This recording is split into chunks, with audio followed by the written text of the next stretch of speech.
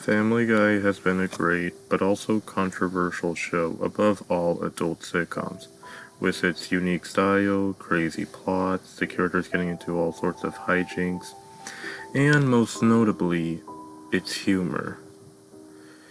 The humor is what gives the show popularity, especially with its cutaway gags, and the jokes are always on point. And yes, while the humor can get rather dark at times, the writers try to do it in a way that's not meant to be hurtful or offensive.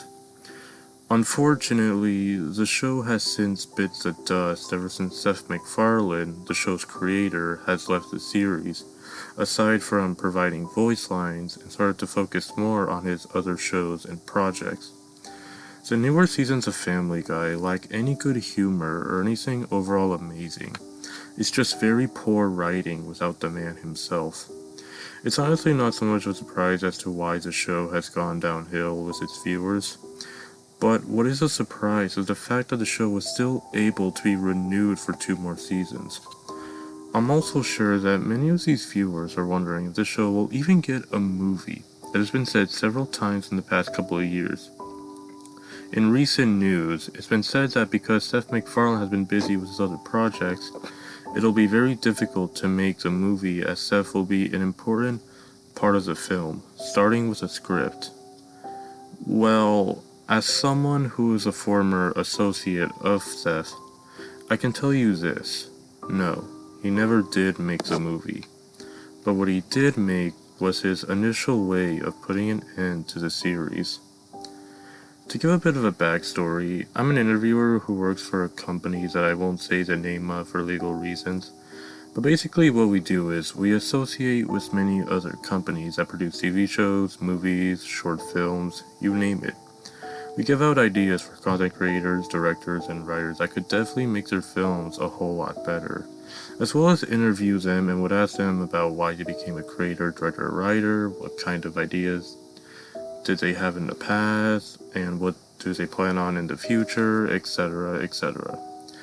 We have tried to merge with Fox, but they heavily denied our request. However, that didn't stop me from interviewing the writers and directors. I have interviewed with a lot of creators as well from other series, and one of them just so happened to be Seth MacFarlane. In the chat we were discussing the topic of Family Guy. We joked about how badly the episodes have gone throughout the seasons. When I brought up the topic of there ever being a movie for the series, that's when he told me something I would have never suspected. For the past years, Seth has been going through a lot of stress with his other shows and projects he's been working on, and seeing Family Guy still running to this very day wasn't so pleasing to him. It didn't help seeing American Dad tagging along. He never intended for those shows to be running at the same time. He only made American Dad after the quote-unquote cancellation of Family Guy back in 2002. At first he thought nothing of it and thought that eventually one of the two would end. It's been years since then and neither of the two have ever stopped. He was planning on putting an end to at least one of the two, but at the time he couldn't figure out which one. Eventually he decided it would be best to put down Family Guy, seeing as how the show has gone on long enough. He wrote an entire script for a final episode of the series and got the voice actors and animators to help it become a reality. After reviewing the film itself with the people who helped, he decided not to publish it. At least, in his words, not yet. So he kept the disc containing the film, and the company also had a copy stored away in the archives. After that, he simply left the series, except for providing voice lines, and he focused more on his other shows and projects. Feeling interested about this episode, I asked Ev if he could give me more details about it. He said he would email it to me later in the day. I thanked him for his time and left. When I got home, I put up my laptop and checked my inbox, and sure enough, there was an email from Seth. At the bottom of the email was an MP4 file. I clicked download, and it downloaded rather quickly. Now, Before I get into the episode, I just want to say that I'm only sharing this just because I think you all deserve to know how Family Guy was supposed to end. And despite what Seth said, I'm sure that he wouldn't mind too much, given how he now seems to care very little about the show, if at all. Also, I can personally assure you Family Guy fans out there that what you're about to read is way better than the Family Guy we see now. The intro was changed for this episode.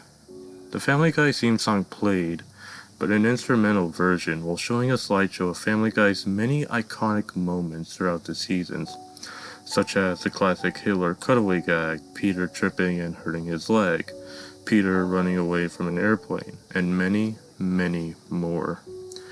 Once the slideshow concluded, it then faded and the usual Family Guy title card popped up, but this time a red cartoony stamp slapped on the words "Final Episode" in all white and in all caps.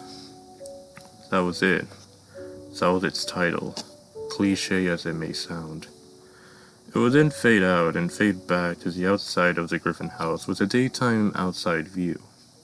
It would then slowly transition to Lois in the kitchen, scrambling some eggs in a pan, as well as throwing some bread in the toaster to make toast, with Brian and Stewie already sitting at the table.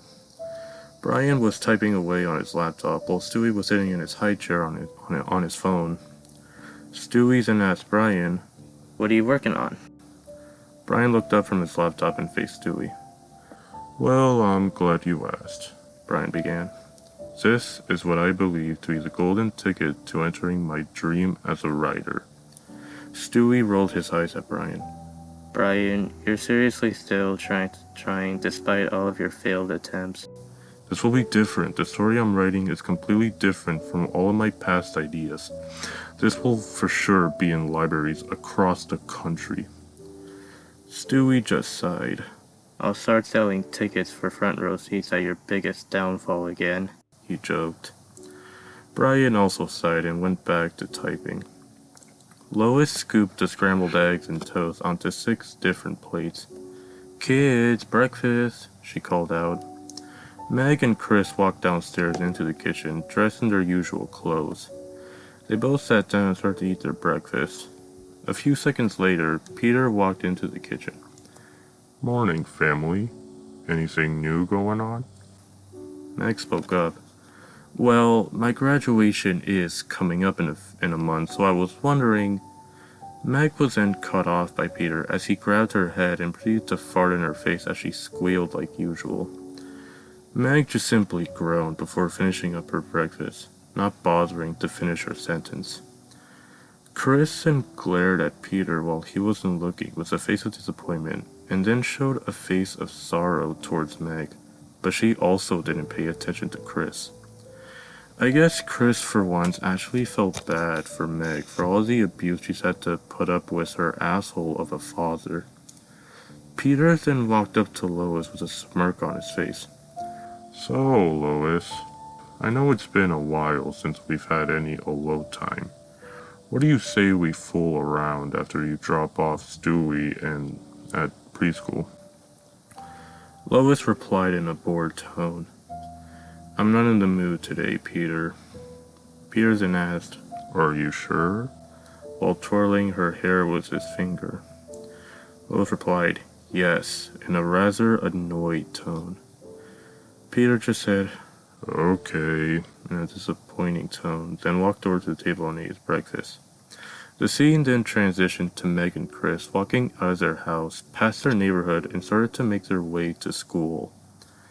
After about a second of walking, Chris then spoke. "You know, seeing Dad still treating you like garbage really does suck. If you need someone to talk to, you can always talk to me." Meg then turned around and faced her brother with a face of disgust. "Oh, stop acting so innocent. It's not like you've ever treated me any good either," she protested. But before Chris could finish his sentence, Meg put on her earbuds that were already plugged into her cell phone, likely listening to some music to ignore her brother. Chris just sighed and he and Meg continued walking to school.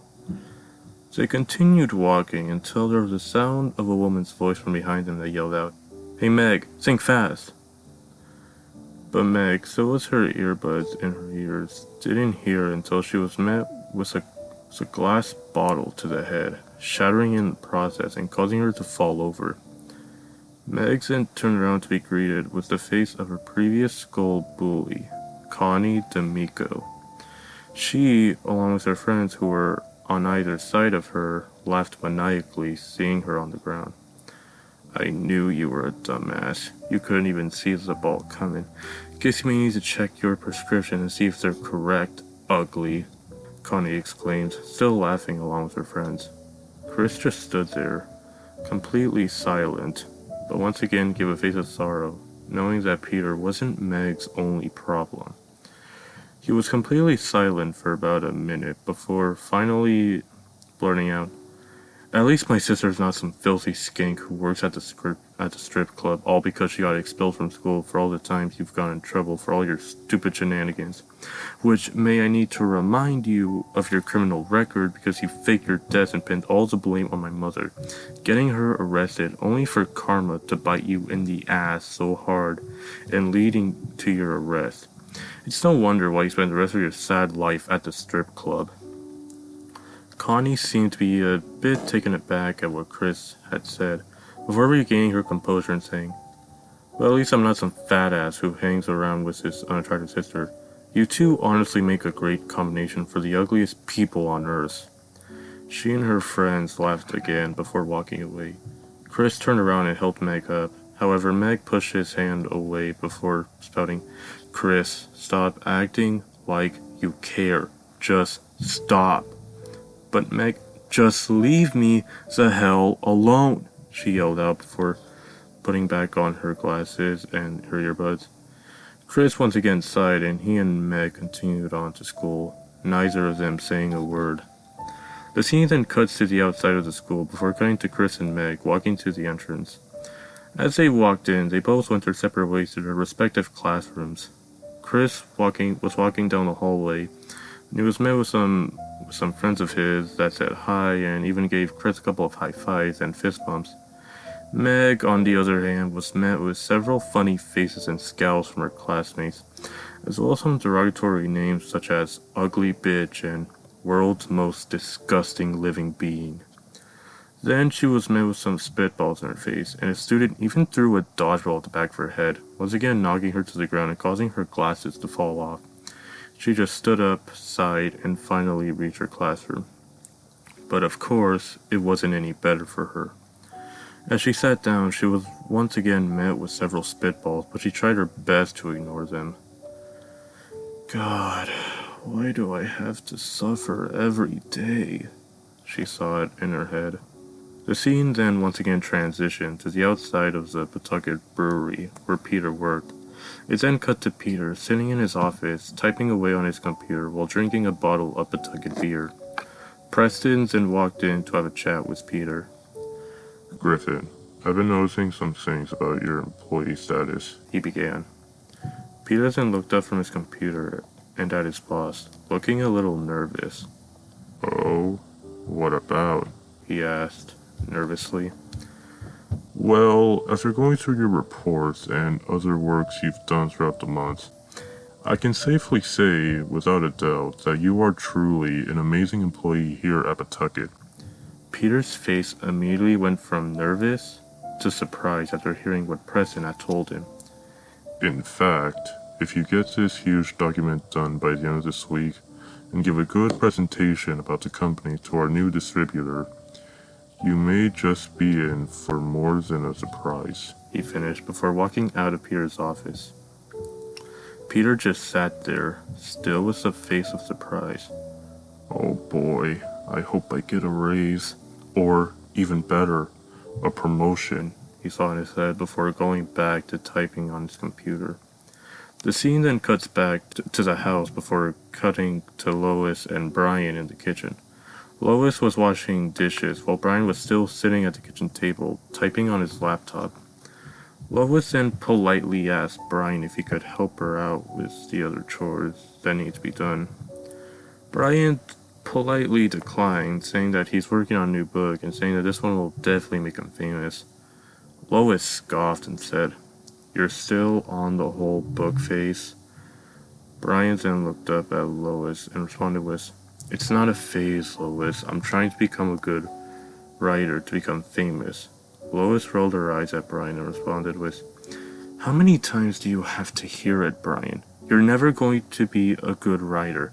You lack any sort of knowledge to be a professional writer. The last couple of books you've written always end up in disaster. That's why I'm still trying." "Success takes time, Lois, and this time I have a new idea," Brian replied. "That's what you say all the time, and your ideas still end up in disaster. You'll never, ever be professional at writing." "Sheesh, why are you being such a jerk?" Brian responded, offended. "I'm not, I'm just telling you the truth," she responded. "Now can you please help me with the other chores?" "No," Brian replied. "What was that?" Lois asked. "I said no, I'm busy. Now please, let me get back to work," he protested. Lois just sighed and started to wipe down the counters. "Good for nothing dog," she muttered under her breath. The scene cuts back to the school, but this time at the cafeteria. Students were chatting with their friends while eating. Some were getting lunch while some were just hanging around. It then cut to Meg, sitting with her friends, Esther, Patty, and Ruth. Meg appeared to be spacing out and eating very slowly. Her friends noticed this and asked Meg if everything was alright. "Yeah, just the same stuff going on in my life. I know I've been trying my best to ignore it all, but now I'm at a point where I don't think I can take it anymore. Like, one more bad thing happens to me, and I may just lose it," she replied. All of her friends then stared at each other with cringed look on their faces. Meg noticed this and asked, "Are you guys okay?" There was silence for about 10 seconds. "Meg," Esther began, "we don't know how to tell you this, but..." She then cut herself off and hung her head. "We're moving away, Meg, and we are sadly not graduating here," Patty said, finishing Esther's sentence. Meg looked shocked. What? She stuttered. What do you mean you're all moving away?" Ruth spoke up. "You see, Meg, my father got a new job somewhere else, so me and my parents have to move to a different city so my dad could be closer to his work. Esther is moving away because her parents want to move back to Chicago to be closer to family. And as for Patty, well, I got caught with a guy in the men's restroom, and my parents were very disappointed in me. And as for my punishment, they're moving me to another school," said Patty, finishing Ruth's sentence. Meg slowly started to tear up, and her friends immediately noticed this and walked up to her, and they all embraced her for a hug. "Meg, you know we love you, right?" Esther asked. "Yeah," Meg sniffed. "And you know we can still text, call, and FaceTime us, right?" Patty asked. "Yeah, but it just won't be the same here at the school without any of you around. We were all supposed to graduate together. I'll feel truly alone," she broke down. "It may feel that way, yes, but," Ruth started, "that doesn't mean you're truly alone. We are still your friends, even if we won't be around to see you in person. We surely don't want you to be sad for the rest of your senior life here at Quahog's High School. We want you to be happy that we were here as your only friends, real friends. And we also encourage you to fight through all the pain you're going through right now. Just please remember and do so, for us," Ruth finished. "Oh, okay," Meg replied, a small smile slowly spreading across her face. She then hugged them back. "I love you guys," she exclaimed. "We love you too, Meg," they said as one. The hugging continued, but it was short-lived as a fist slammed onto the table. Meg and her friends turned around to see a very tall, big and buff, blonde teenage boy wearing a black leather jacket, grinning at Meg, with two other brunette boys on either side of him, wearing the same jacket and doing the same, all of whom were likely in the same grade as Meg and her friends. The teenage boy then began to speak. Well, well, well. If it isn't Meg Griffin. Meg just sat there, frozen. My name is Jace. You may not know me, but I know you. You and your fucking family got my girl, Connie, expelled from this school. We were supposed to graduate and go to college together, but you and your family's antic completely fucked us both over. Meg still sat there, frozen for about 5 seconds before finally standing and blurting out, "That bitch had it coming. Her antics nearly got my mother put in prison for what she did. She deserved every single punishment she has gotten." Jason smacked Meg across the face, causing her to fall to the ground, shattering her glasses on impact. Don't you ever say about my girl, you fucking slut. As revenge, I'm going to make sure that you don't move a single muscle on this planet, He threatened. "Leave her alone," Patty protested, along with Esther and Ruth. All of you, shut the hell up. This is none of your goddamn business. This is between me and Meg. He responded before pushing them out of the way. It then cuts to Chris at his table with his group of friends. He then turned around, likely hearing the commotion that was transpiring. Chris immediately had a very shocked expression on his face. It then cut to Chris's perspective of seeing the bullies in front of Meg, who was still lying on the floor. Jason grabbed Meg by her shirt and proceeded to throw punch after punch in her face before cutting back to Chris with now horrified expression. "Oh my god, Meg!" he shouted before running towards where she was. When he finally reached her, he yelled out, "Stop! Leave her alone!" Jace turned around to face Chris and then smiled menacingly at him as well. He let go of Meg's shirt and walked over to him. Chris Griffin. I remember Connie telling me about her ex-boyfriends, one of which being a fat blondie, like me. But the difference is, I'm buff. And she also told me that he was a member of the Griffins. And I take it that that's you. "You're damn right that's me. Now what the hell do you think you're doing with my sister?" Chris responded angrily. Avenging my girl for what you, your sister, and your family have done to her. That's what I'm doing. That's right. Me and Connie are dating. She did say that she was into bad boys. Jace said, smirking. "We did nothing to Connie. She brought that all onto herself," Chris protested. Liar! Jace yelled out before punching Chris in the face, knocking him to the ground like Meg. Chris stood up with a bruised and bloody nose and then lunged at Jace. The two began to brawl like crazy, throwing punch after punch after punch, while students at the cafeteria pulled out their cell phones and recorded the fight. Jace's friends then joined in on the brawl, but Chris was able to overpower them all.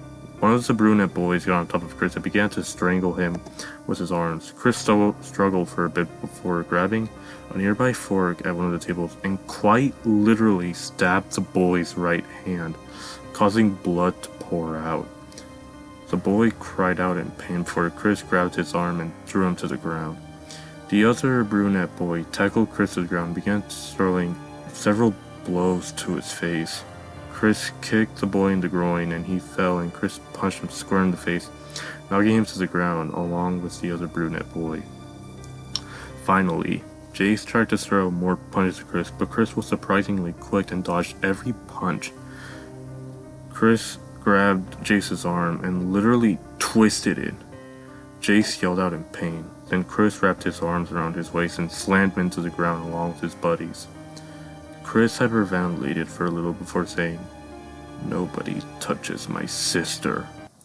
Chris then turned around to face Meg and let out his right hand before asking her if she was alright. Meg looked absolutely astonished. You really do care, she said before grabbing Chris's hand and immediately hugging him. Chris then carefully pushed Meg a little until he was eye to eye with her. Of course I do. You're my sister, and I love you. I know it may have never seemed that way these past couple of years, but ever since the day you stood up to me, Mom, and Dad, and the time I tried to get rid of you in order to remain popular in school, I have regretted both instances over time. And the fact that I myself am also a victim of the abuse at times. Both your words and my actions have really been eating at me for days. And that's when I realized, you're my sister. You're more than just a lightning rod holding the family together. Meg then hugged him even tighter, Chris hugging her back. Principal Shepard walked through the cafeteria doors with a serious look on his face. What was all the ruckus? He asked. He then noticed Jace and his friends lying on the ground, completely bruised. His face immediately went from serious to shocked. Oh my god. Who the hell is responsible for this? Everyone in the cafeteria pointed to Chris and Meg. Is this true, Griffins? Did you beat these students up? He asked angrily. It was me, sir, Chris replied, but only because Chris was then cut off by Principal Shepard. My office. Now, he demanded. But Now! He barked.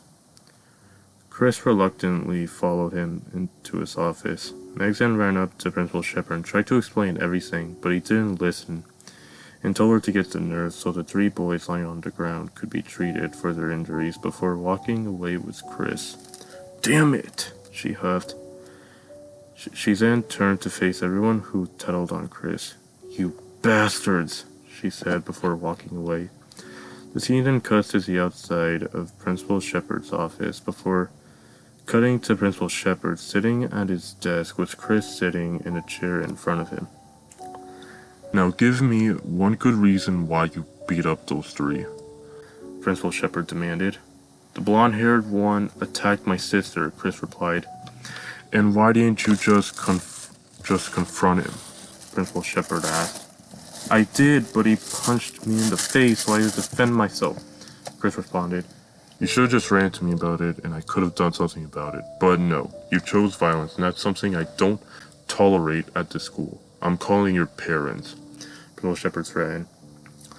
It then cut to Meg outside the door, and Meg turned away from it and sighed heavily. The scene then cuts back to the house. Lois was doing some laundry when she felt her phone vibrate in her pocket. She pulled out her phone and answered it. Hello? She began. Yes, this is she. Chris did what?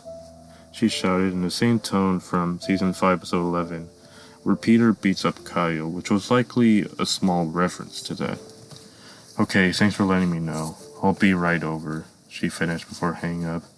The scene once again cuts back to the brewery, this time with the sunset outside view before cutting to Peter's office. Peter was still typing away on his computer. After seconds of typing, he grabbed his computer mouse, and with a single click, he said, Done. Patriot walked back into Peter's office, to which Peter said that he's finally done with the documents. Patriot congratulated Peter for all of his hard work and told him that he could go home early if he wanted. Peter thanked him, packed his bag, walked down to the parking lot, and hopped in his car. Peter then pulled out his cell phone and texted Quagmire, Joe, and Cleveland to meet him at the Clam, to which they all replied with, okay. It then cuts to the outside of the Clam, with Peter arriving at the place and parking his car on the side street. Peter walked in and sat at his usual booth, with Quagmire, Joe, and Cleveland already sitting there. Peter walked over to the booth and greeted them. How was work, Peter? Joe asked. Oh, it was great.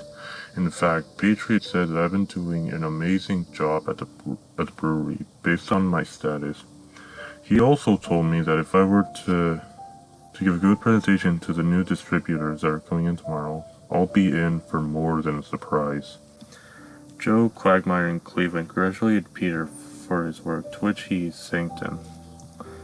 You know, since I am feeling in a good mood after the good news Patriot gave me, you guys can order more beers or whatever else you want on the menu, and it's all on me. Peter explained. In fact, Peter stood up from his seat and shouted, "Hey everyone, beer's on me."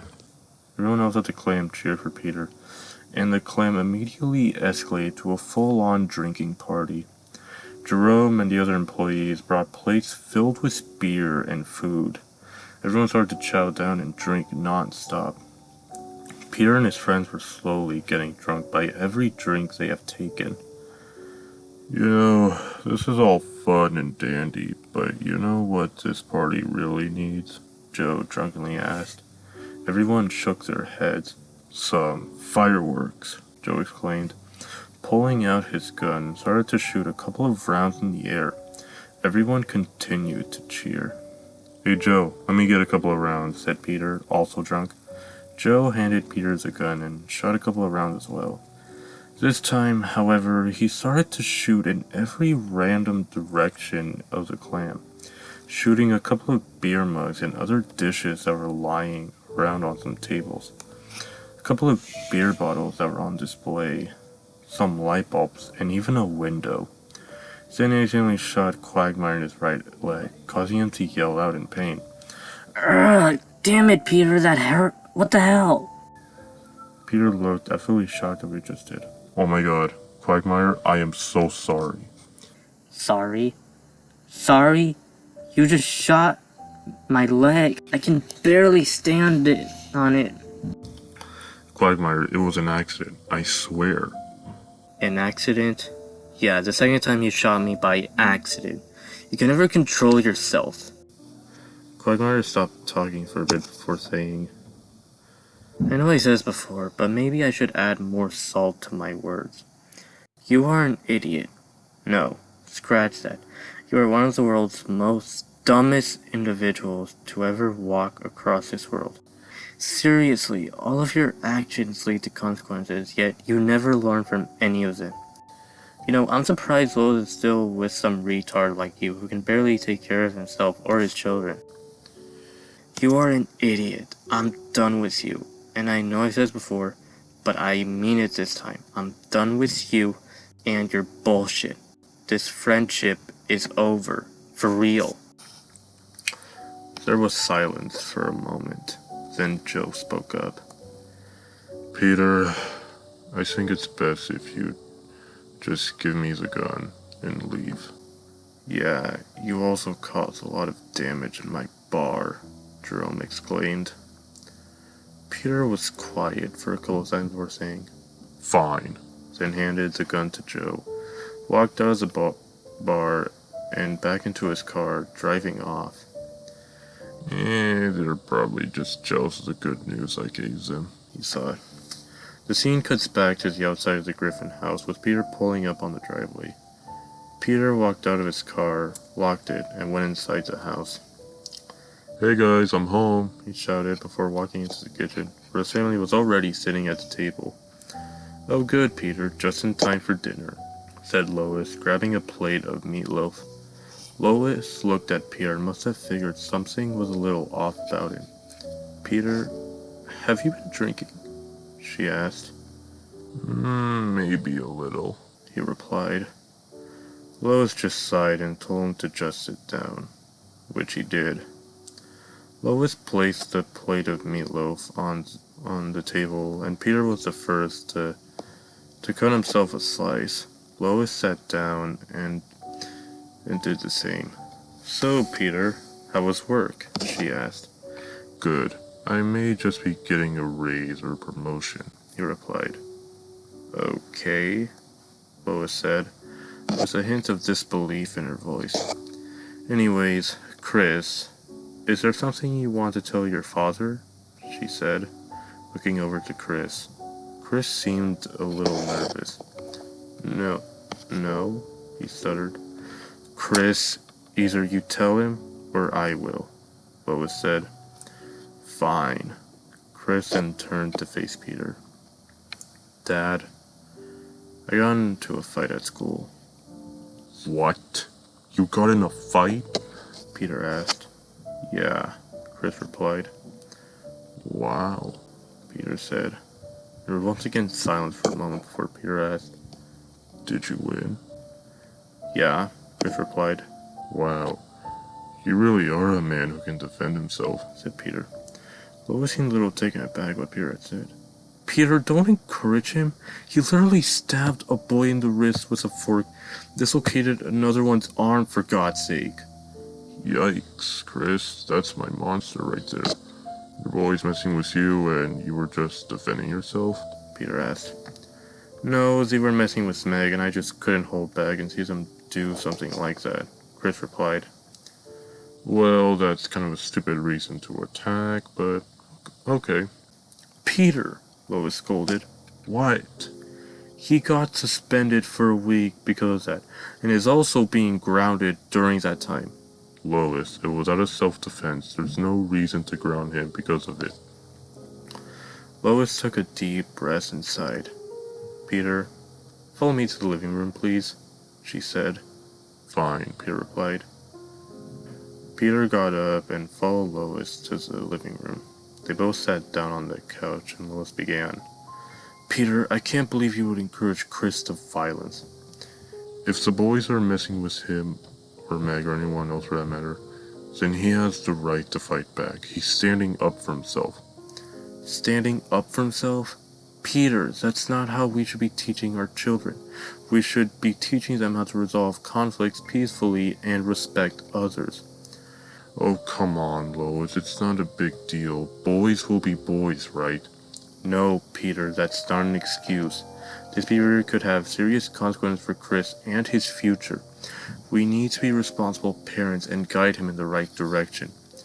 Responsible parents? Lois, you're overreacting. Chris needs to toughen up, just like his old man. Peter, this is not about you. It's about our son's well-being and his education. We need to be a united front and support the school's decision to suspend him. Lois paused for a second before speaking, this time in a more serious tone. You know, Peter, I know I have said this several times before, but you really need to listen and understand. You are a terrible father. You always give terrible advice to the children. You rarely, if ever, spend any quality time with them. You often make them feel like crap, but most notably, you constantly abuse them like it's no big deal. Oh, and not only are you a terrible father, but you're also a terrible husband to me. How? Peter asked. How? When was the last time you've gotten me flowers, or even took me out to dinner? You have plenty of time to do so in your downtime when you're not at work. I literally asked you if you wanted to fool around this morning after the kids go to school. Because I knew you would make me feel very insecure about my aging. Something you also constantly do. Not just by your words, but also by your actions. You often make jokes about my aging and make comments that make me feel self-conscious. And finally, just like the children, you have never spent quality time with me either. I used to see you as a strong, devoted father, but now I see you as a terrible, fat man child. If that's what you really see me as, then I'm eating and sleeping on the couch, Peter huffed. Fine by me, Lois responded. Peter went back into the kitchen, grabbed his dish, and went back into the living room. Lois also went back into the kitchen and started to eat while giving Chris and the others a lecture about not listening to their father's advice and why it's not good for them. After about a minute of silence and eating, everyone went upstairs to their respective bedroom. Peter went down to the basement and grabbed a blue blanket that was neatly folded in a box before walking back up to the living room. He didn't bother to get his PJs from his room. He just took his shoes off and unbuttoned his shirt. He grabbed the TV remote and turned the TV on. While an episode of Star Trek was playing, Peter started to think about what both Quagmire and Lois said to him earlier that night, their voices echoing in his head. Then Peter started to have flashbacks of all the times he's been abusive towards not only Meg, but also with Chris. And finally, he had flashbacks of all the times he's been a jerk to Lois and even his friends. Peter then let out a huge sigh. They're alright. I am a horrible friend, husband, and father, he said. After the episode of Star Trek ended on the TV, a breaking news bumper popped up before transitioning to Tom Tucker, sitting at his booth. "Good evening, I'm Tom Tucker," he began. "Our top story is for all the lottery enthusiasts. Get ready for the next big jackpot. The lottery is now holding an astonishing $150 million up for grab in tomorrow night's lottery draw. It's time to grab your lucky numbers and dream big. Stay tuned for more details on this extraordinary opportunity." Peter immediately shot up after hearing about the lottery. He smiled, put his index finger and thumb on his chin, and began to think. Before I continue on with the film, I am going to point this out because I can hear you all scratching your heads. Yes, Lois herself is also guilty of being a bad wife and mother. But as you read on, you'll see what this film's main plot has in store. The scene then faded out once again and faded back to the outside of the Griffin house, like in the intro, before cutting back to the kitchen. Everyone was already at the table, eating their breakfast. Then Peter walked into the kitchen. "Morning, family," he said, with a yawn. No one said anything. Meg reached her hand out to grab her glass of orange juice, but she accidentally tipped it over, causing it to fall to the floor and shatter with orange juice all over the floor. "Damn it, Meg, what the hell is wrong with you?" Lois shouted. I'm sorry, it was an accident," Meg replied. "Don't talk back to me and clean it up," Lois shouted back. "Lois, calm down, it was just an accident," said Peter. "You have no room to talk, Peter," Lois replied. Peter just grunted and walked over to Meg. "Meg, sweetie, it's okay. Here, I'll clean it up for you. You just finish your breakfast and go to school," Peter said in a very calm voice. Meg seemed a little confused, but just shrugged and sat back down. Why is Dad being nice all of a sudden? Meg thought in her head. Lois rolled her eyes and said, "What'd I tell you, Peter? What'd I tell you?" before sitting down and eating her breakfast. Peter just ignored her and started to wipe down the juice and sweep the broken glass. Since Chris was suspended from school, Meg was all alone at school. Her friends were also not there. Thankfully, Jace and his friends weren't there either, so Meg was able to get through the school day without any form of harassment, aside from still getting the occasional spitballs and bad names. The scene then cuts to the brewery before cutting to Peter, who was now wearing a blue and green striped tie in a meeting room, holding a laptop and placing it down. In front of him were 3 people in business suits. Peter greeted them and began to present. "So, are you all ready for the most amazing presentation you'll ever witness? It's about our one and only Pawtucket beer." Peter held up a bottle of Pawtucket beer to them. "What makes Pawtucket beer so special?" one of them asked. "Well, let me tell you, my friend," said Peter, grabbing a remote control, aiming it towards the presentation board that was beside him, and pressing one of the buttons, showing a slide of a photo of himself drinking Pawtucket beer while smiling and cheering. "Pawtucket beer is like a party in your mouth. It's got a balance of hops and malt that'll make your taste buds dance. Plus, it's brewed right here in Quahog, so you know it's got that local flavor." "But what about competition?" asked one of them, a blonde woman. "Competition? Ha! Pawtucket beer doesn't need to worry about that," said Peter, showing a new slideshow, which was Patriot with bottles of Pawtucket beers in his hands. "It's got a unique blend of secret ingredients that make it stand out from the crowd. Let's not forget about the iconic Pawtucket Patriot mascot. He's the life of a party." Peter exclaimed. Can you guarantee quality? asked the old man in the business suit.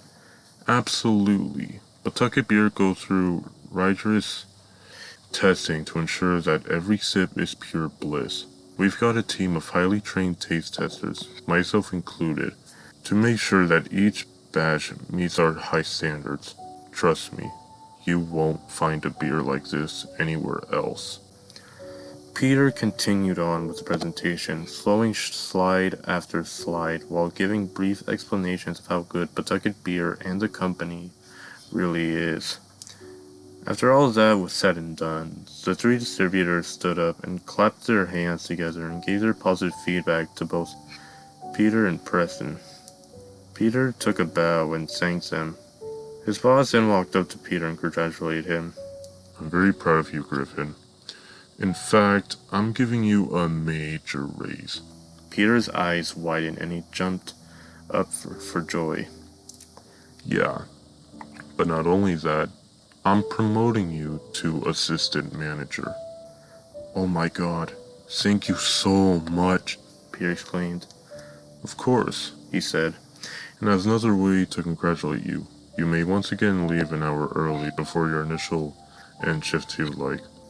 Oh, and here's an extra bonus for all your hard work, he finished, handing Peter a $1,500 check. Peter once again thanked Preston, and the two of them shook hands and left their separate ways. Then the scene slowly transitioned to the time when Peter got to leave early. He clocked out for the day and headed back into the parking lot and into his car. Peter drove down to the Quahog Mini Mart. He walked inside and greeted Carl. Peter said he would like to buy loads of lottery tickets, which Carl seemed to be okay with. Peter picked out a lot of random numbers for each ticket, likely trying to win the lotteries that was about to take place later that night. Peter thanked Carl and headed back to his car. Then he went to the local supermarket and bought a bouquet of roses along with a vase of water and a box of chocolates that was in the shape of a heart. Finally, he made his way to the Clam, which still had the broken glass window from Peter's incident. Peter parked his car and went inside. Cleveland and Joe were surprisingly there at their usual booth, with beer mugs in their hands. Peter greeted them both. Oh, hey, Peter, said Joe. Hey, how are you guys doing? He asked. Good, both Cleveland and Joe said. Peter, what are you doing here? Asked Jerome with a mad expression. Look, I just want to say that I'm sorry about yesterday. Even if I was intoxicated from the booze, I still should have known better than to grab Joe's gun and shoot rounds myself, and I am willing to pay for all the damage that I've caused, said Peter, holding out his $1,500 check. I wouldn't say it's entirely your fault. I mean, I shouldn't have pulled out my gun to begin with. I would have shot random objects and people in front of me as well, said Joe. Still, I should have been more careful, said Peter.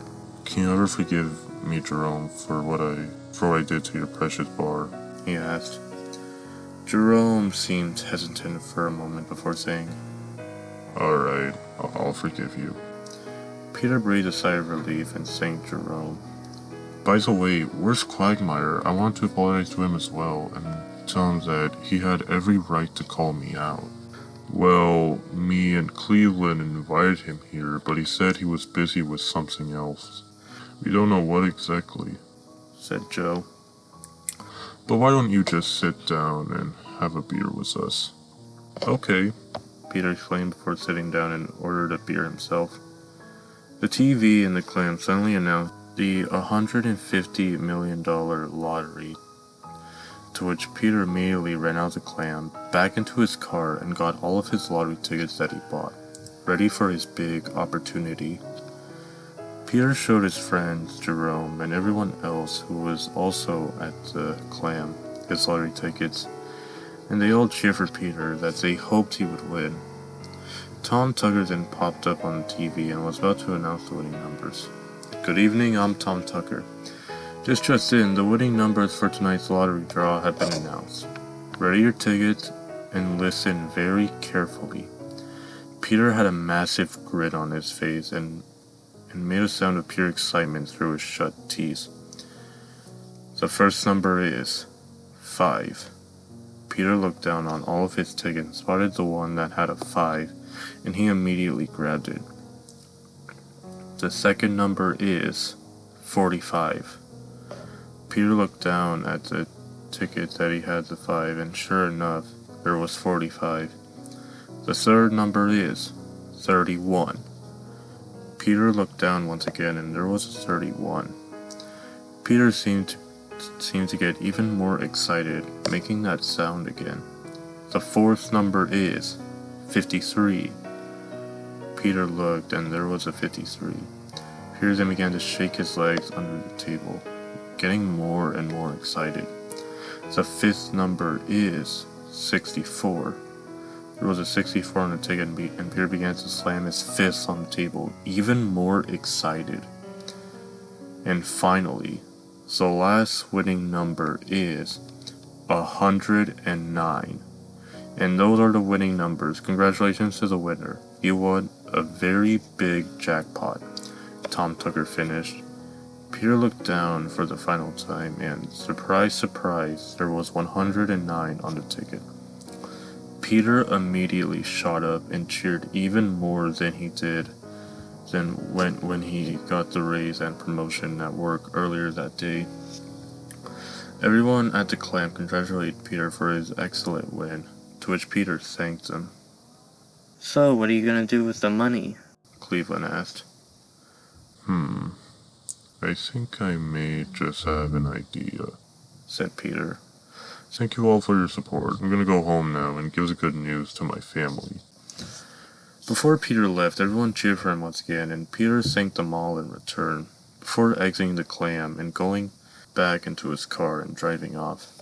Peter drove the road, still with a very excited expression on his face. Finally, he made it home. Before getting out of the car, he grabbed a bouquet of roses and box of chocolates that were sitting in the passenger seat. He walked inside and called out, Family, I'm home. He walked into the kitchen, where everyone except for Lois were at the table eating their dinner. Peter greeted them and asked how their day was, to which they replied that it was good. Where's your mother? Peter asked.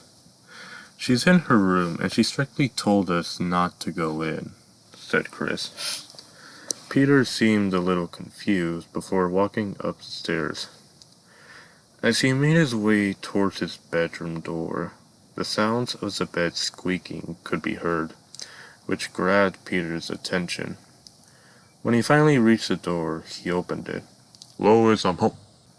Peter was then cut off, as his face had a now very shocked expression, and his face was zoomed in, dropping the roses and box of chocolates. It then cut to what Peter was looking at. It was Lois, lying on her bed, but on top of her was Quagmire, partially naked, with a cast on his leg where Peter had shot him. Getting it on with Lois. Oh my god. Peter shouted, which grabbed Lois and Quagmire's attention. They looked over to Peter with the same shocked expression. Peter, oh my god, you're back from work so early? Lois asked. Don't change the subject. Why the hell is Quagmire on top of you, partially naked? Peter asked, his voice shaking. Peter, it's not what it looks like. Really. Glenn was just helping me with, Lois paused. Then Quagmire spoke. Lois, there's no point of fighting this anymore. He's already caught us. He then turned to face Peter. Peter, He began. Lois and I have been sleeping together for the past month while you're at work. He finished.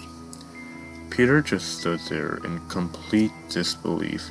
He was shaking uncontrollably, and his lip was quivering.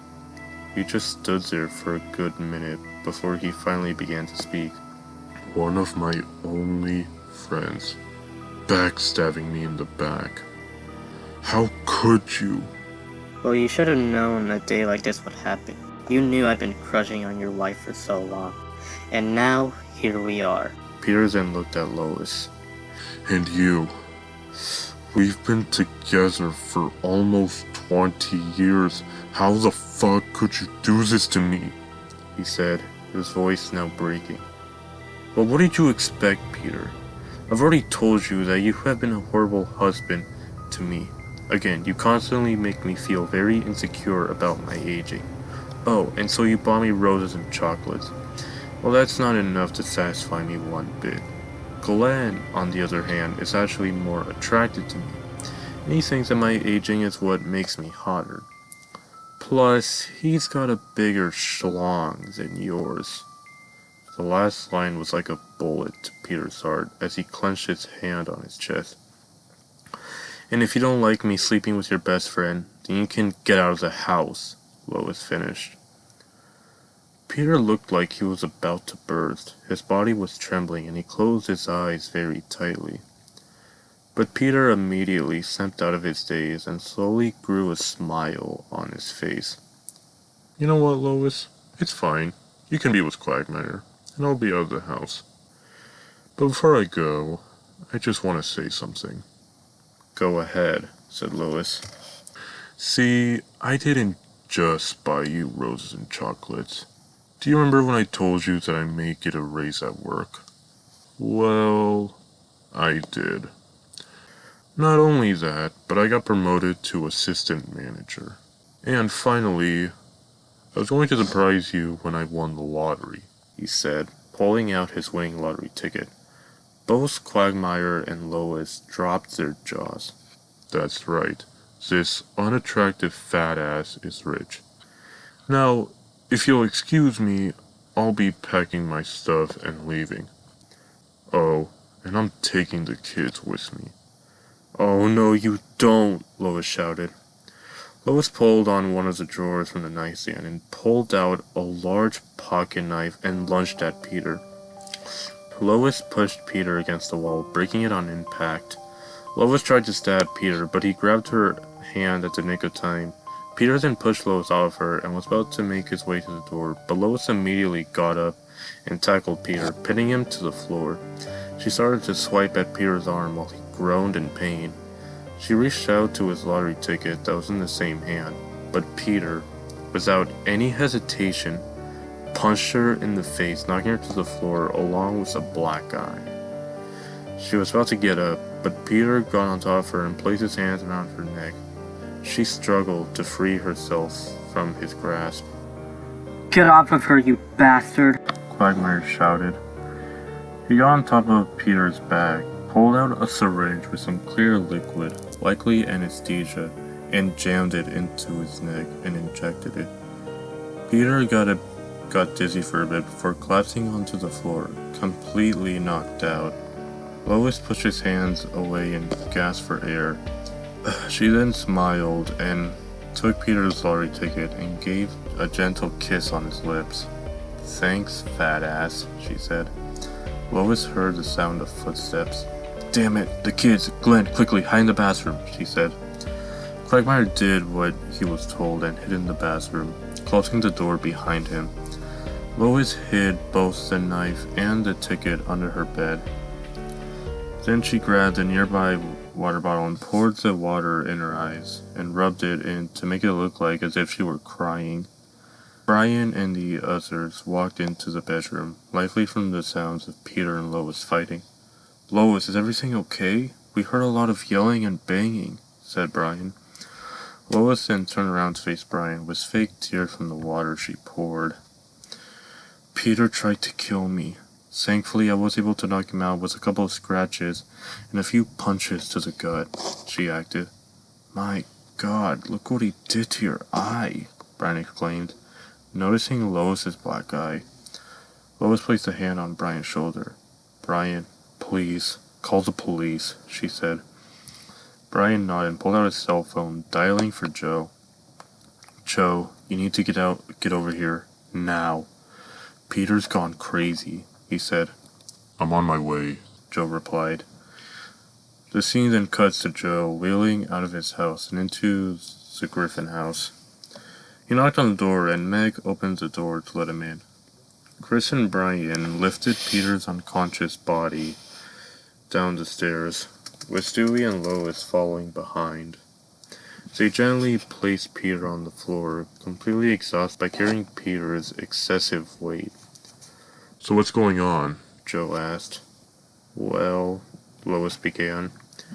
Peter came into my room and showed me his winning lottery ticket and said that he doesn't want anything to do with me or the children. He told me he wanted to kill me and the children because of how much of a nuisance we are to him. So he got on top of me and beat me senseless and even tried to strangle me. But I was able to fight back and knock him out with a couple of scratches to the arm and a few punches to the gut, she finished. Everyone in the room shut their eyes open in complete shock. Oh my god. So that's the idea that Peter was talking about. I was there when he won the lottery. He came to the clam, told me and the others about his promotion at work and the lottery tickets he bought. We all cheered him on as the winning numbers were announced and he won. Cleveland asked him what he was going to do with the money, and all Peter said was that he may just have an idea before leaving the clam, and it looks like I finally know what. That sick bastard. Lois nodded her head in agreement. Exactly. And Joe, there is no need for a court date. Peter is completely guilty. Please just take him somewhere where he'll never be anywhere near me and the kids, she said. That's okay with me, Lois. He'll be going to prison for a long time. And since Peter wanted to use that money for evil, then you are welcome to keep that money, Joe said. Thank you, Joe, Lois said. Joe pulled out his phone and dialed for his police crew. The scene panned out of the house and showed a police car heading towards the house. The car parked in front of the house and two officers walked out. Joe let them in and he explained what happened. The two officers nodded their heads and lifted Peter up, who was still unconscious, and carried him to the car and threw him in the back. Joe thanked the officers before they drove off. You have a good and rich life, everyone, said Joe. Thanks again, Joe, said Lois. You are welcome, Joe replied before going back inside his house. Lois told the others to get back inside and go to bed, which they did. Once everyone else went to their respective bedrooms, Lois went to her bedroom and shut the door behind her. Glenn, it's okay to come out now, she whispered through the bathroom door. Quagmire exited the bathroom to be met with Lois smiling at him. Peter is gone for good now. Joe and his crew are going to lock him up to make sure he gets nowhere near us, she said.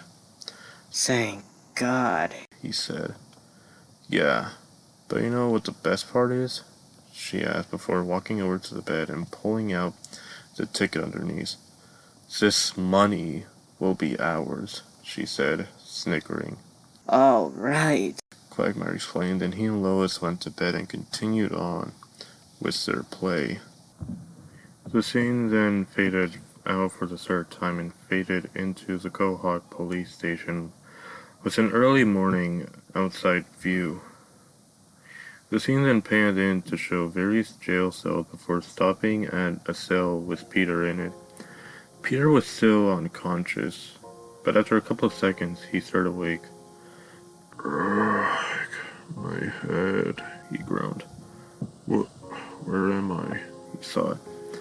Peter blinked for a bit before finally realizing he was in a jail cell. What the hell? Why am I here? He exclaimed.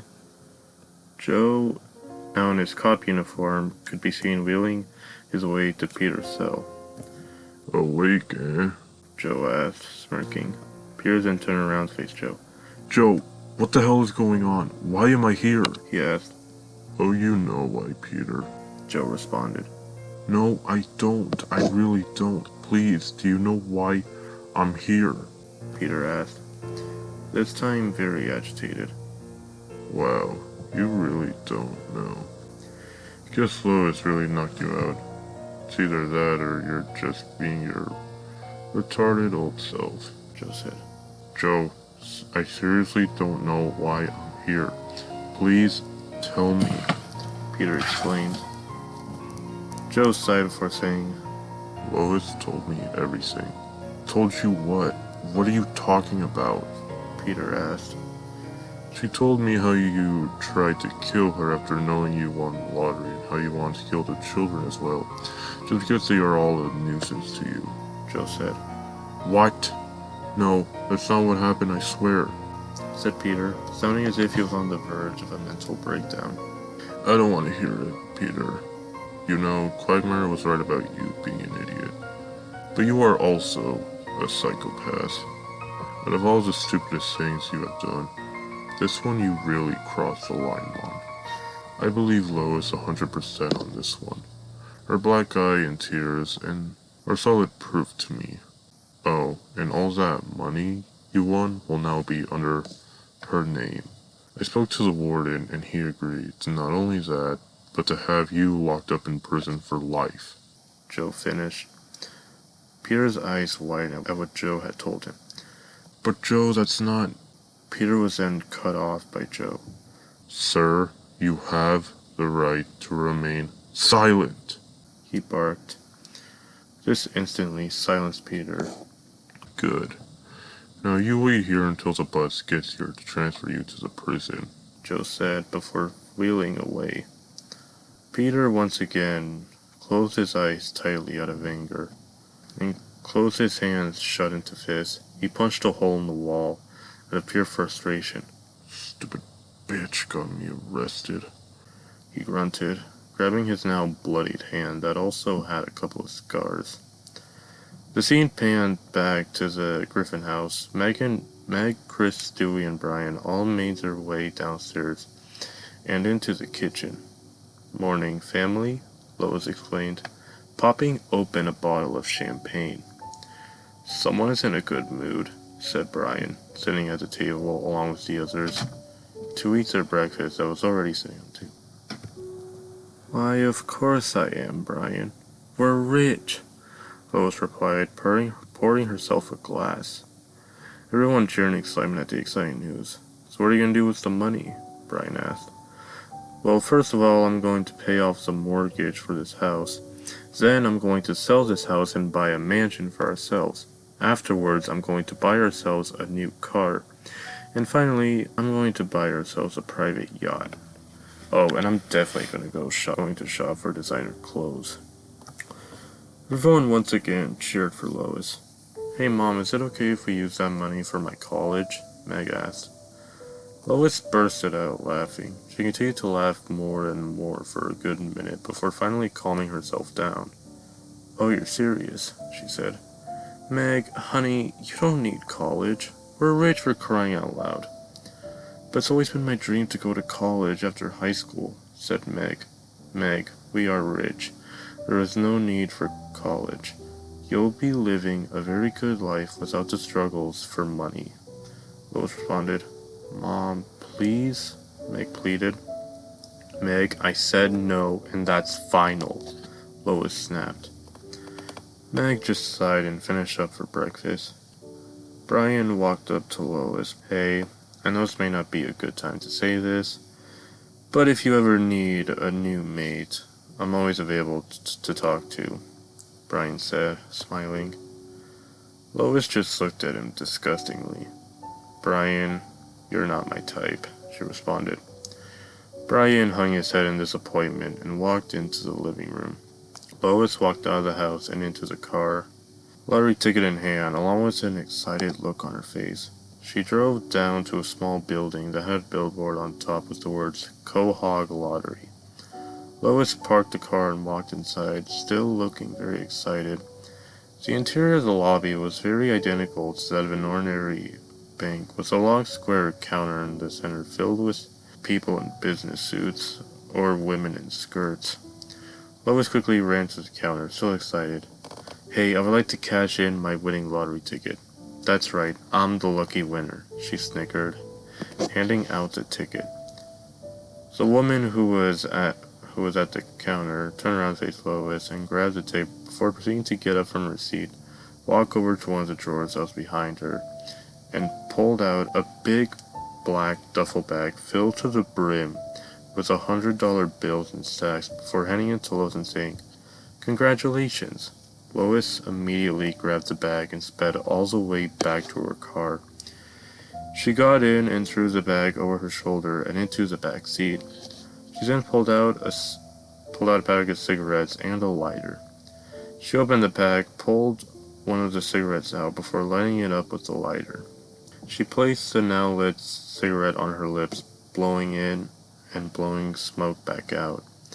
She then proceeded to shove the burned part onto her arm while moaning, "Oh yeah, I'm rich, baby." The scene then slowly transitioned to a montage of both Lois and Peter. The first clip was of Peter being exited out of the police station by two guards while he had his hands cuffed behind his back, and the two guards threw him in the Cohawk's prison bus that's been seen several times before. The next clip was of Lois throwing her money in the air outside the house while Brian, Stewie, Meg, and Chris moved boxes onto the yard. The following clip was of Peter getting his orange prison suit while being followed by a guard, baton in hand, and into his prison cell. The clip after was of Lois buying a new white convertible car and selling the old red car to some car salesman. The next clip was of Peter, now wearing the orange prison suit, at the prison's cafeteria being served some grayish brown gooey gunk on his tray, which made him cringe just by looking at it. The next clip for Lois was her buying a massive yacht from an old guy in a captain uniform. The following clip for Peter was of him in the shower along with other prison inmates, a majority of them looking very buff. Three of the inmates walked up to Peter and began to do very unspeakable things to him. The following clip for Lois was of her and the others at their new mansion that was located on a river with a yacht beside it, unloading box after box. Lois, now wearing a fancy white dress and white heels to match, did a small twirl in the center of the living room, all while laughing to herself. The two final clips for Peter were him in his cell, receiving a letter from the guard. The scene panned over to show what was in the letter. It stated the following: "Dear Griffin, I have heard about your very recent allegations of domestic violence, and as a company, I don't condone such actions. As a result, not only have you lost your raise and promotion, but you are completely terminated from the company. Thank you for your amazing work here at Pawtucket, but I can't have such an individual working for my company. Sincerely, Preston Lloyd." Peter crumpled the letter in his hand out of frustration. The next scene was of Peter looking out the small window cell at the night sky outside before proceeding to shed a couple of tears. After some montage, the scene slowly transitioned to Brian in the kitchen, in the mansion, typing away on his laptop. Lois, wearing a red dress and the same white heels like before, and having some dark red eyeliner and diamond earrings, walked into the kitchen while rubbing red lipstick on her lips. "Brian, I'm going on a date with Glenn. I'm going to need you to look after the children while I'm gone," she said, pulling a small mirror and flipping it open.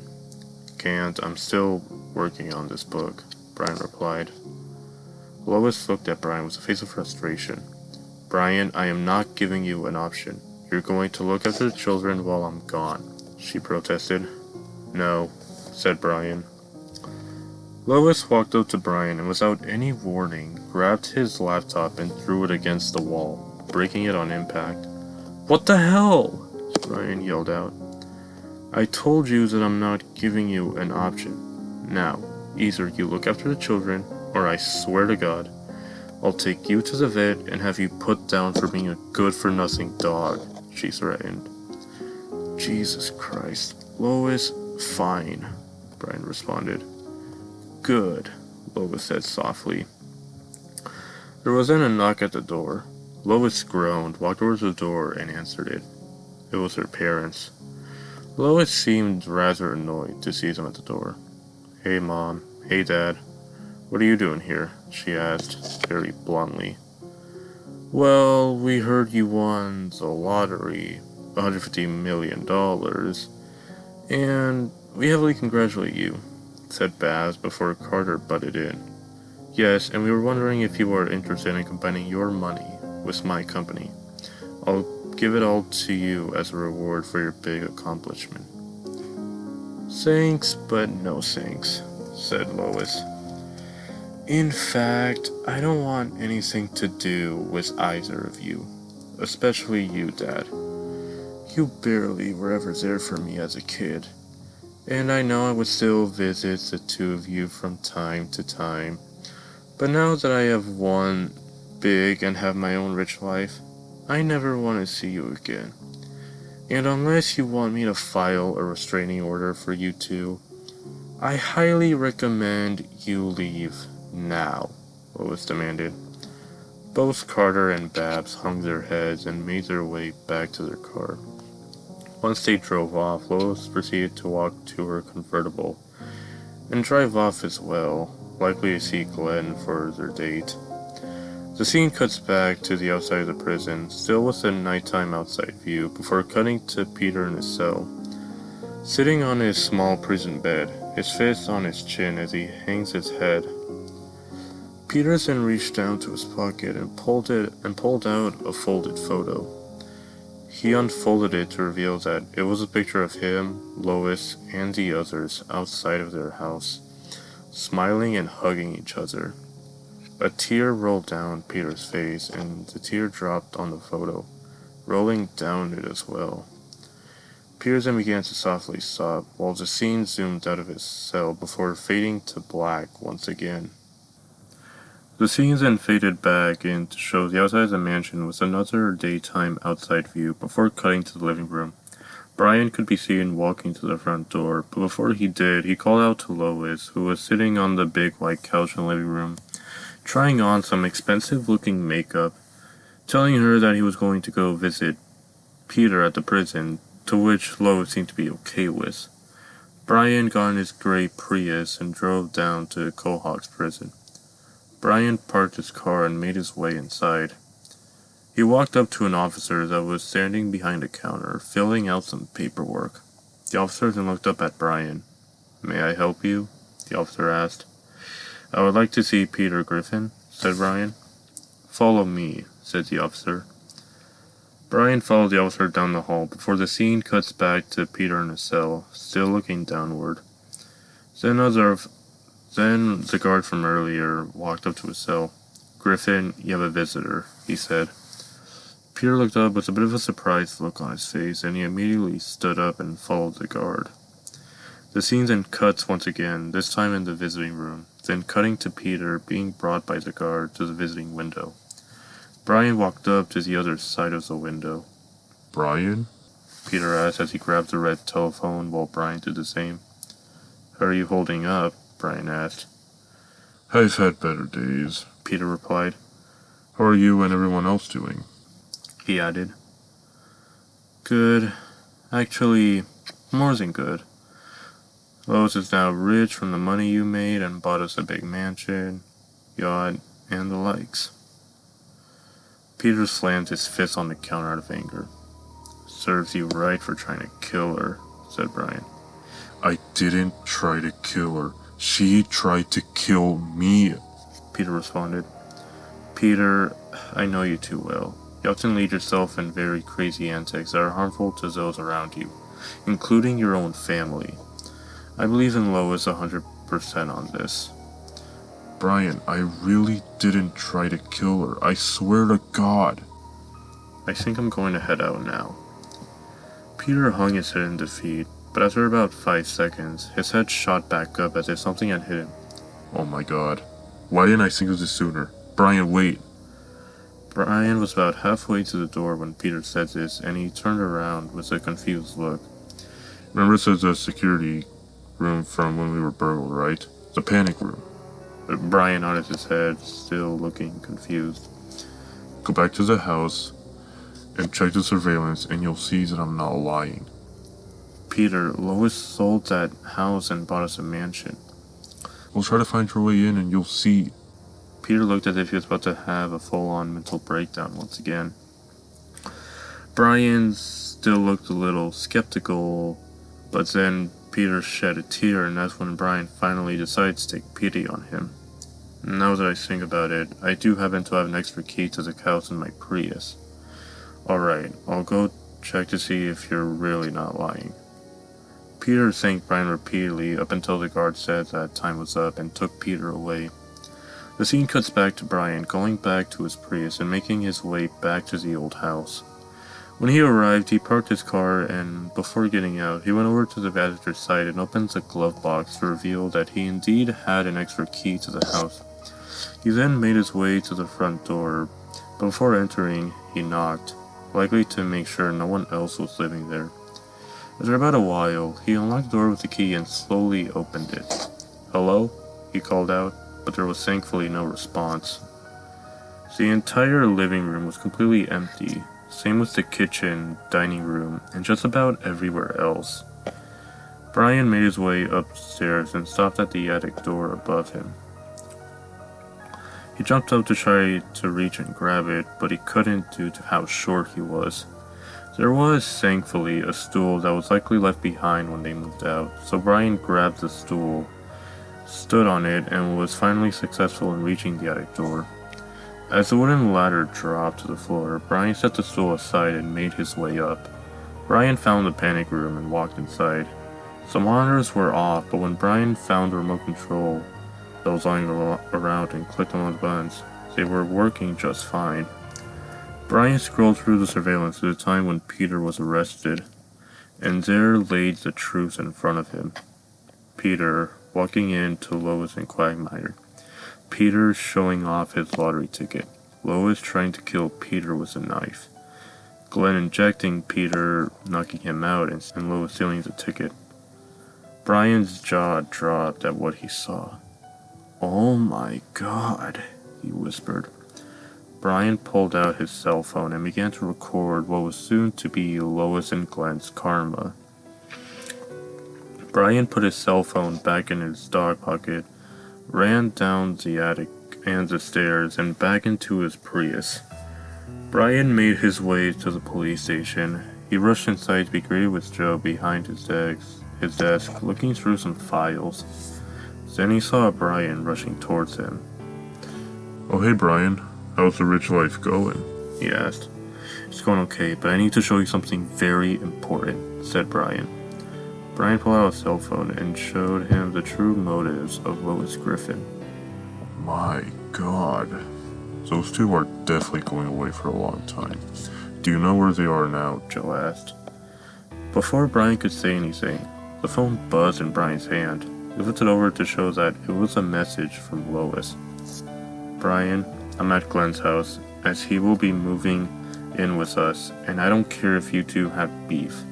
Please keep an eye on the children while I'm gone." Brian showed Joe the text and he smiled. "Alright, let me just call for a little backup," said Joe, grabbing the gray telephone that was on his desk. The scene then slowly transitioned to the outside of Quagmire's house before cutting to Quagmire and Lois carrying some boxes around. Can't believe I'll finally be living with you and in a mansion. What a dream come true, said Quagmire, loading some books in a box. "Yeah, but you know what the best part is? We are rich, so we can have plenty of time to ourselves without the need of going to work," Lois replied. Quagmire and Lois stopped at what they were doing and walked over to each other. They both placed their arms on each other's shoulders and were leaning in for a kiss. But as their lips were about an inch away, the front door bursted open to reveal Joe and the two officers from before when Peter was being arrested, guns in hand, aiming at the two. "Both of you, on the ground, now," Joe demanded. The two officers ran up to the two and pinned them to the floor, before proceeding to cuff them both. "Joe, what the hell is going on?" Lois asked, with a hint of fright in her voice. "I know what you two did, framing Peter and stealing his lottery ticket for your own desires," Joe responded. Both Lois and Glenn's eyes widened. But how did you..." But before Lois could finish the sentence, Brian, along with Peter, now wearing his usual attire, walked in through the door with smirks on their faces while Brian was holding up his phone, showing the recording he took. Lois was shocked to see Peter, but when she faced Brian, her face was filled up with rage. "You bastard! Where the hell did you even get that from?" "When I visited Peter at the prison, he reminded me about the surveillance and requested me to check it out, telling me the whole story." "Damn it! I forgot about that panic room," "Take them away," Joe demanded. And the two officers did so, while Lois and Quagmire struggled to get free and pleaded with Peter and Brian to tell them that what they showed was just a joke. "Alright, Peter. You, Brian, and the others will be scheduled for court so that Lois and Quagmire can be judged, and to also clear your name of any actions," said Joe, to which Peter and Brian nodded in agreement. The scene then once again slowly transitioned to a courtroom filled with people. Meg, Chris, and Stewie were sitting at the front end seats while Peter, Brian, and Joe were sitting at one of the tables in front of the podium.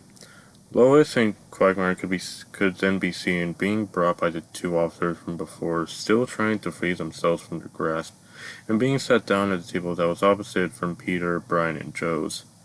After the judge, who was the same one from the episode A Shot in the Dark, banged his gavel on his sound block, the court was officially in sentence. To give a quick rundown, Joe told everything that Brian showed him, and Brian even showed the judge the recording of Lois and Quagmire framing Peter and stealing his winning lottery ticket. After all that was said and done, the judge sentenced Lois and Quagmire to life in prison without the possibility of parole. Not only that, but the mansion, car, and yacht that Lois bought will now be in Peter's name, and they'll be doing community service to pay off the rest of the $150 million that Lois spent on, and Peter will be cleared of any crimes. The judge banged his gavel once again, signaling that the sentence was final, and Lois and Quagmire were taken away, pleading with Peter and Brian to tell them that they're innocent before finally being out of sight. Meg, Chris, and Stewie ran up to Peter and embraced him for a hug. Peter said that they loved them all so much and that moving forward he was going to be a much better father than he was before, and that he really meant it this time. The scene then panned out before fading to black for the 5th time. Then the scene slowly transitioned to another montage, this time of Peter and the others enjoying the rich life. One scene showed Peter taking the kids, Brian and Joe, out to dinner at a very fancy-looking restaurant. They were eating various gourmet meals and desserts while laughing all the while. The next scene showed Peter being offered his old job back from prison, but Peter denied the request, likely because he was already rich. The next couple of scenes were of Peter spending quality time with his kids at the yacht, the swimming pool that was built in the backyard, sports, and the like. The scenes that played after were very wholesome, featuring the kids and their future lives. The first couple of scenes showed Meg graduating high school while everyone cheered, but Peter and the others were the ones that looked more excited for her. The next scene showed Peter handing Meg a paper, which was a college acceptance letter that Peter likely paid off for her. Meg then gave Peter a big hug, to which Peter hugged her back. The next couple of scenes for Meg were of her making some new very nice friends, and even dated a really nice blonde guy that wasn't Jace. The montage showed the two going on various dates as well as them making huge college projects together. The next clip showed the two graduating together with a very high degree. The final clip shows the two looking much older and having two very young children, both being boy and girl. Then the two kiss together. The montage for Chris was of him back in school, not being pestered by Jace or his friends. The clips showed him doing some basic high school work up until he graduated as well. He goes out to college to become a police officer, which he does after excessive training. Yes, this sounds just like from the episode Future Stewie, and you're not entirely wrong. He does also get married, not to some crazy foul-mouthed woman, but to a very nice girl who is also blonde, and they also have kids. The montage for Stewie was of him going back to his regular preschool, to kindergarten, to elementary school and middle school, before graduating himself and getting a job as an intern for an accountant. There was also a montage for Brian. He writes what he said was his golden ticket as a professional writer, and surprisingly, it really was. His book was being read by many people, and even professional writers, and he got a lot of fame by it. He had his own meet and greet, signing autographs to his fans. He even got his own show host at Quahog Theater. He was on top of the world. But as fate would have it, he passed away due to dog years. And his grave was behind the mansion's backyard, with Peter and the others looking down, tears in their eyes and tissues in their hands. Stewie placed a red rose in front of the grave before he and the others left. Once the montage had concluded, the scene slowly transitioned to the mansion, with a nighttime outside view while party lights could be seen shining in the background. The scene cuts to show a now old Peter with his now grown-up kids, along with Joe, Cleveland, who were also old, and other familiar faces such as Jerome, Mort Goldman, Bonnie, Kevin, and Susie Swanson, and many others, also looking decades older. They were having a huge party, disco lights, DJ music, dance floors, and the like. Carter and Babs were also there, looking a bit senile than usual. They both walked up to Peter and congratulated him, and even apologized for the times they hated him back then and how they would have never suspected that Lois would be worse than him, and that they consider him the son they never had, to which Peter forgave and thanked the two. Everyone gathered around together near Brian's grave that now had a big statue of him behind it and took a big family photo. After the photo was taken, the scene showed the photo in a black background with the words, "My Family 20 Years Later" by Peter Griffin at the bottom right of it. Then the scene faded to black for the final time and showed the end credits. And that was how Family Guy was supposed to end. Really good episode and a perfect way to end the series, if I'm being honest. The amount of drama and love Seth put in this episode is amazing.